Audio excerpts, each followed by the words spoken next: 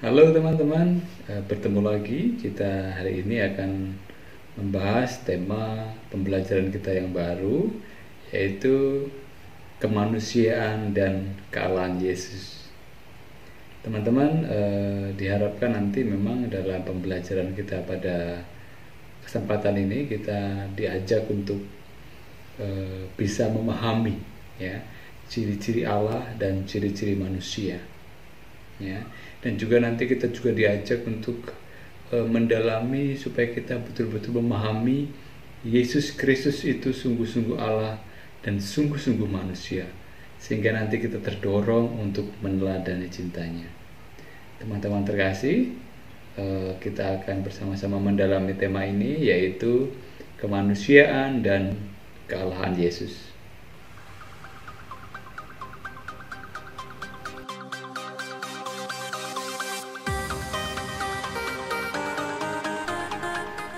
Teman-teman, dalam kisah penciptaan dikatakan bahwa manusia diciptakan secitra dengan Allah. Ya, manusia diciptakan seturut gambar dan rupa Allah sendiri.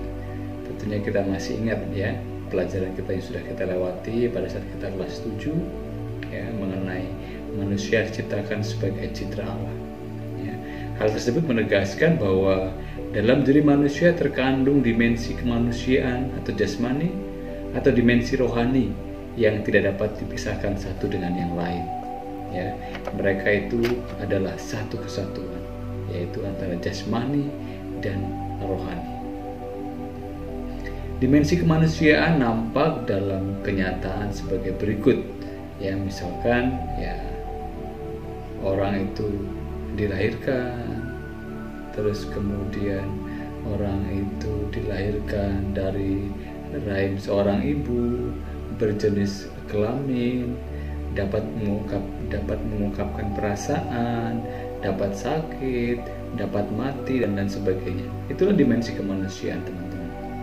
Terus dimensi rohani itu nampak dalam diri manusia saat kapan?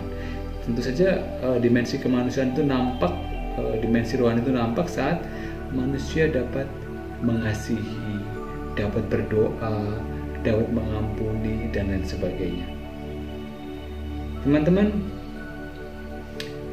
karena keterbatasan manusia, kita tidak sepenuhnya dapat memancarkan dan menghadirkan keilahian Allah sendiri.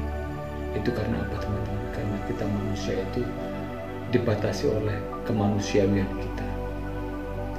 Ya, kedua dimensi jasmani maupun rohani itu perlu dipahami secara baik, sebab karya penyelamatan Allah menggunakan dua dimensi tersebut, sehingga penyelamatan Allah bisa dirasakan manusia secara sempurna. Hal tersebut dilaksanakan oleh Allah dengan menjelma dalam manusia Yesus yang nanti kita akan sama-sama dalami. Maka dalam diri Yesus itulah nampak secara sempurna kedua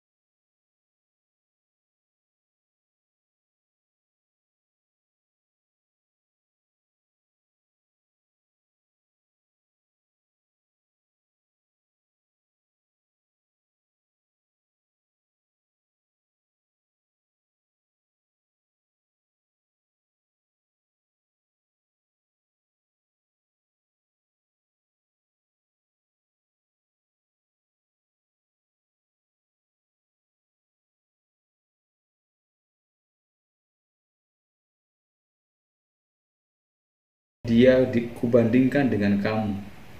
Dan terlalu sombong kamu bicara seperti itu, seakan-akan kamu sudah seperti Tuhan kalau bisa memaafkan. Ingat, Nes, Allah yang maha sempurna saja rela merendahkan dirinya menjadi manusia sama seperti kita. Jangan sampai kita yang penuh keterbatasan justru ingin meninggikan diri sama seperti Allah. Rian mencoba menasihatiku dan hatiku sudah terlanjur membatu. Teman-teman, sepenggal percakapan ini sungguh dapat kita renungkan betapa manusia itu memiliki keterbatasannya yang dimiliki.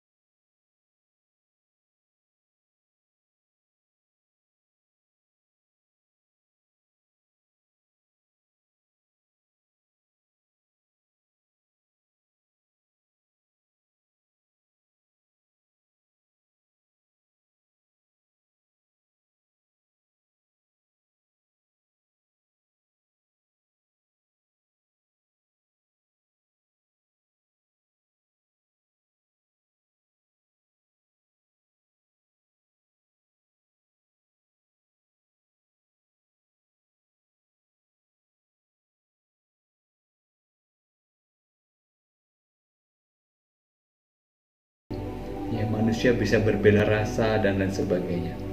Dalam cerita tadi jelas terungkap, teman-teman. Ya, bagaimana seorang itu bisa mengasihi, ya, bisa mengampuni, ya, seperti dicontohkan oleh Tuhan Yesus sendiri. Kalimat dalam cerita tadi, dalam sepenggal percakapan tadi, ya, ada kalimat yang berbunyi, kesabaranku ada batasnya. Ya, jadi kesabaranku ada batasnya itu dalam sepenggal dialog tadi hendak menegaskan bahwa manusia itu, dimensi rohani dalam diri manusia itu tidak dapat memancar sepenuhnya karena dibatasi oleh kemanusiaannya. Ya, hatiku sudah terlanjur membeku. Itulah yang menghalangi manusia untuk memancarkan keilahian Allah. Teman-teman, dimensi kemanusiaan dan dimensi rohani merupakan satu kesatuan yang utuh.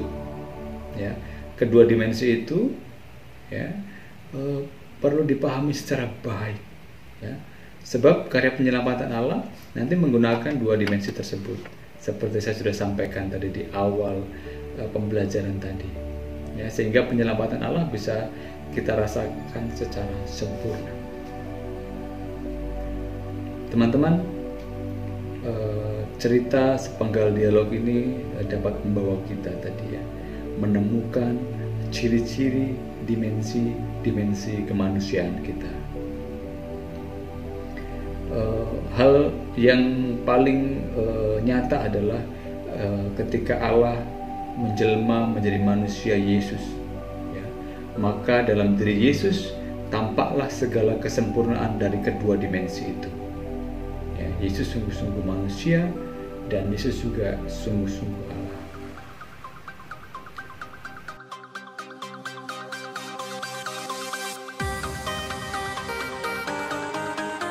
Teman-teman, saatnya kita belajar dari kitab suci.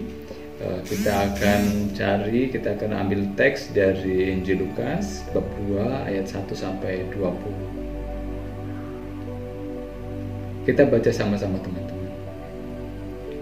Pada waktu itu, Kaisar Agustus mengeluarkan suatu perintah, menyuruh mendaftarkan semua orang di seluruh dunia. Inilah pendaftaran yang pertama kali diadakan sewaktu Kirenius menjadi wali negeri di Syria. Maka pergilah semua orang mendaftarkan diri, masing-masing di kotanya sendiri.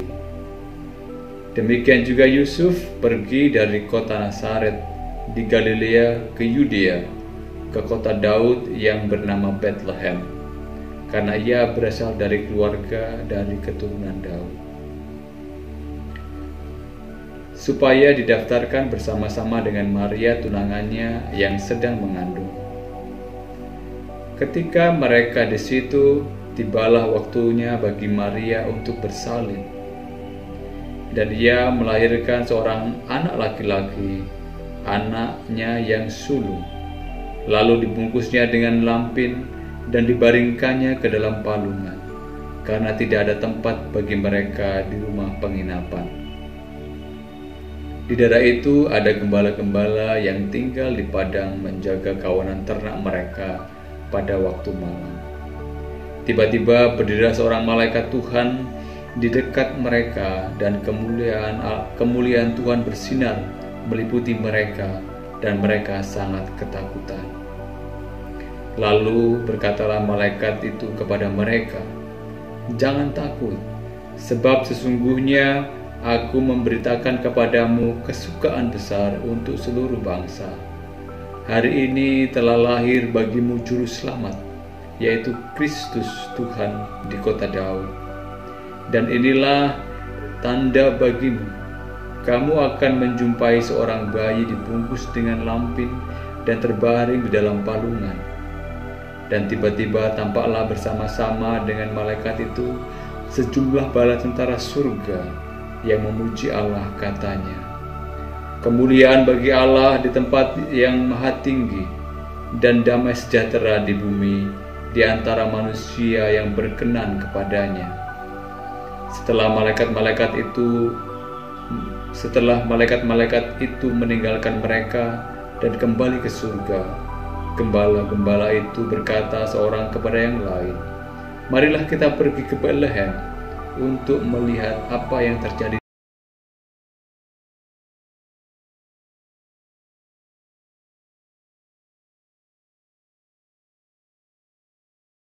bayinya itu yang sedang berbaring di dalam palungan." Dan ketika mereka melihatnya, mereka memberitahukan apa yang telah dikatakan mereka tentang anak itu. Dan semua orang yang mendengarnya heran tentang apa yang dikatakan gembala-gembala itu kepada mereka. Tapi Maria menyimpan segala perkara itu di dalam hatinya dan merenungkannya. Maka kembalilah gembala-gembala itu sambil memuji dan memuliakan Allah, karena segala sesuatu yang mereka dengar dan mereka lihat semuanya sesuai dengan apa yang telah dikatakan kepada mereka.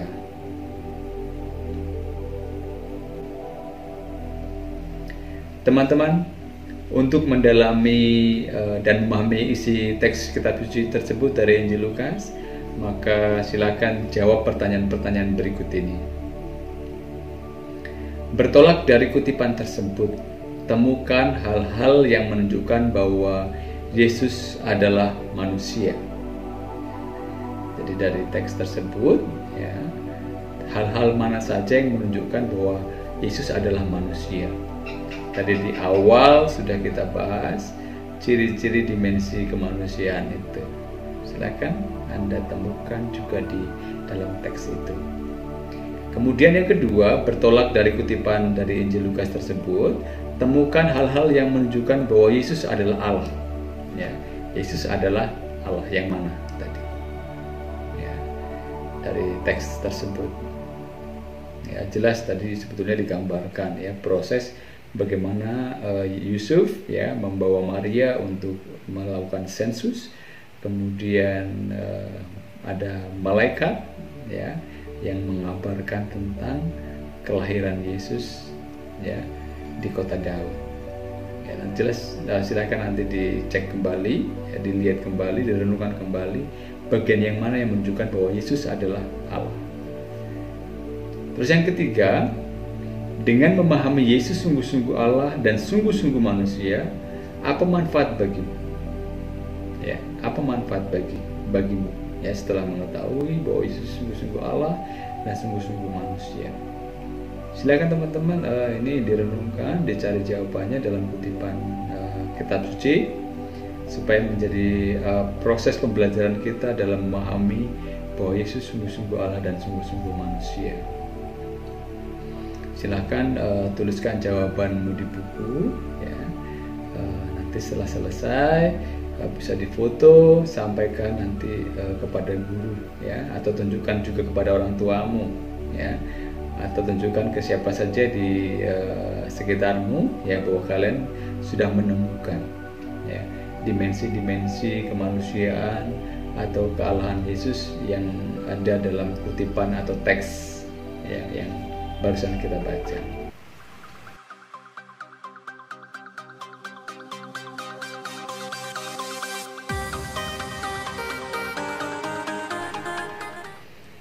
Teman-teman, dalam diri manusia terdapat dua dimensi, tadi sudah dikatakan ya, dimensi kemanusiaan dan dimensi ilahi atau dimensi rohani. Keduanya tidak dapat dipisahkan, tetapi satu kesatuan. Ya. Dalam diri Yesus tampak secara sempurna bahwa Ia sungguh manusia dan sungguh Allah. Ya. Walaupun Ia Allah, ya, namun Yesus terbuka dan solider dengan kehidupan manusia. Maka Allah itu kemudian menjelma menjadi manusia dalam diri Yesus Kristus. Allah yang mengambil kodrat manusia sama seperti kita manusia, ya, kecuali dalam hal dosa. Ya, ini ingin menunjukkan bahwa kita menunjukkan kepada kita bahwa Allah itu Maha Pengasih. Ya, Allah mau turun ke bumi, ingin merasakan suka duka yang dialami oleh manusia dan bergaul dengan manusia. Ya, sebagai Allah yang menjelma menjadi manusia, Yesus tidak pura-pura menjadi manusia, tapi benar-benar menjadi manusia sejati. Ya, bukan hanya pura-pura saja. Teman-teman, ya, kalau kita lihat ya dalam kutipan teks kitab suci, termasuk yang barusan kita baca, ya, dimensi kemanusiaan Yesus itu nampak dalam, ya, kita tadi sudah baca dalam Injil Lukas 2 ayat 1 sampai 7 dikatakan, ya, kita tahu ciri-ciri kemanusiaan Yesus dari mana, bahwa Yesus itu memiliki ayah, memiliki ibu, kemudian mengikuti sensus penduduk, ya. Yesus dilahirkan dari rahim Maria, ya, ibunya. Ia lahir di Bethlehem, ya, yang merupakan tempat di mana Yesus dilahirkan. Kemudian Yesus juga berjenis kelamin laki-laki, ya. Itulah dimensi-dimensi kemanusiaan Yesus yang kita temukan dalam kutipan teks Injil Lukas. Tetapi juga lihat ya di kutipan Injil lain ya, di Injil Markus bab 6 ayat 3 dikatakan Yesus itu yang menjadi tukang kayu membantu ayahnya ya Santo Yosef untuk menjadi tukang kayu. Kemudian dalam kutipan lain ya dalam Injil Lukas bab 19 dikatakan bahwa juga Yesus punya perasaan marah ya, perasaan sedih ya, juga merasa lapar ya, dikatakan dalam Injil Markus bab 21 ayat 18 ya, juga bisa merasakan haus ya dalam Injil Matius bab 25 ayat 35 ya. Terus dikatakan juga Yesus juga merasa ketakutan ya, itu dalam Injil Markus bab 2 ayat 44. Itulah dimensi kemanusiaan.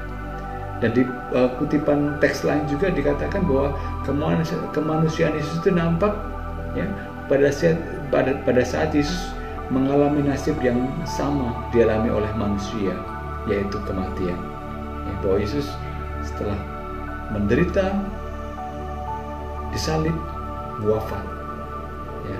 Kemudian itulah yang menunjukkan bahwa kemanusiaan Yesus itu ada dalam dirinya, bahwa setiap manusia mati, Yesus pun mengalami kematian. Itu dikisahkan dalam Injil Lukas, dalam Injil Markus, dalam Injil Matius ya, dan di Injil Yohanes ya. Itulah yang menunjukkan dimensi-dimensi kemanusiaan Yesus. Teman-teman, seperti saya sudah katakan bahwa selain dimensi kemanusiaan juga Yesus juga mempunyai dimensi kealahan. Nah, dimensi kealahan ini nampak dalam apa? Ya, lihat ya dalam Injil Yohanes dikatakan ya bahwa asal usul Yesus itu ya menurut Yohanes dikatakan Yesus itu adalah firman, dan Yesus adalah firman itu yang menjelma menjadi manusia. Itu dikatakan dalam Injil Yohanes bab 1 ayat 1 sampai 3 ya. Warta malaikat tentang kelahiran Yesus ya, ketika para gembala ya, kepada para gembala, seperti teks yang barusan kita baca tadi ya, mengatakan bahwa hari ini telah lahir bagimu juru selamat, yaitu Kristus Tuhan di kota Daud ya. Inilah dimensi-dimensi kealahan Yesus ya, yang dimuat dalam kitab suci. Dan dia teman-teman ya, kutipan lain mengatakan, dan tiba-tiba tampaklah bersama-sama dengan malaikat itu sejumlah besar bala tentara surga yang memuji Allah, katanya, kemuliaan bagi Allah di tempat yang maha tinggi, dan damai sejahtera di bumi di antara manusia yang berkenan kepadanya. Ini menunjukkan juga dimensi kealahan Yesus, bahwa kelahiran Yesus itu apa? Dibarengi dengan warta malaikat, dibarengi dengan puji-pujian bala tentara surga. Teman-teman, dimensi lain kealahan itu nampak dalam peristiwa-peristiwa mukjizat yang dilakukan oleh Yesus. Misalnya saja peristiwa menggandakan roti ya. Terus kemudian Yesus menyembuhkan orang lumpuh ya. Itu dalam Injil Lukas bab 5 ayat 27 sampai 32. Yesus membangkitkan ya anak muda di Nain. Itu nanti di Injil Lukas bab 7 ayat 11 sampai 17. Yesus mengusir roh jahat ya, nanti itu ada di Injil Lukas bab 8 ayat 26 sampai 39. Yesus meredakan angin ribut, yaitu di Injil Lukas bab 2 ayat 25. Yesus berjalan di atas air ya, nanti diceritakan di Injil Matius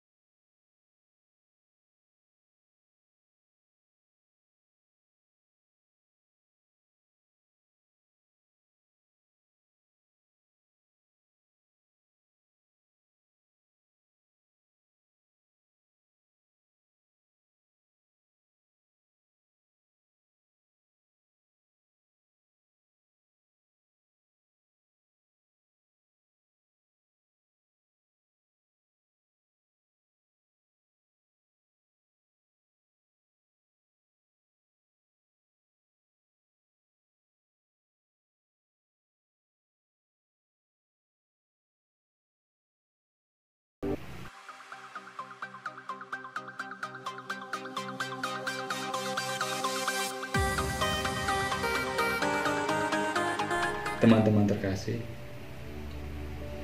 Kini saatnya untuk berefleksi, kita melihat diri kita, proses pembelajaran kita yang sudah kita lalui, ya, melalui pendalaman kisah sepenggal cerita dan kutipan dari teks Injil Lukas tadi.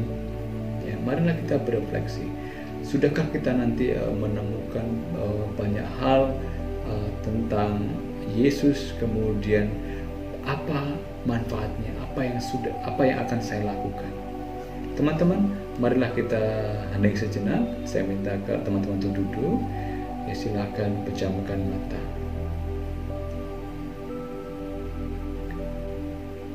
Anak-anakku terkasih, hari ini kita sudah belajar tentang Yesus, sungguh Allah dan sungguh manusia.